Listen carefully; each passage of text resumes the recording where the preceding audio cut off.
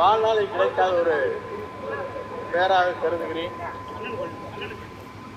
நம்முடைய முதலமைச்சரோடு இன்று பதவி பிரமாணம் செய்வது என்பது என் வாழ்நாளில் நினைத்து பார்க்காத ஒன்றாக இருக்கிறது. ஆகவே இது இமாலய வெற்றி என்று தான் கருதுகிறேன். நீங்க சொன்ன ஒரே வார்த்தை ஒரு மிகப்பெரிய ஒரு திருப்புமுனை இருக்குன்னு சொல்லி அந்த நம்பிக்கை எங்க இருந்து வந்துச்சு? அவருடைய செயல்பாடு ஒவ்வொரு புரட்சித்தரோடு பயணம் செய்தேன், அம்மாவோடு பயணம் செய்தேன். இவரோடு பயணம் செய்கிற போது அதே தான்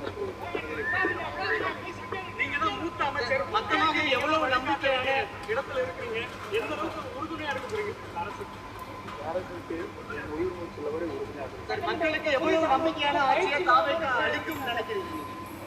தலைவரை சொல்லிவிட்டால் அதற்கு பிறகு நான் சொல்வது சரியாக இருக்காது. காலம் அவர் மூலமாக இருக்கிறது.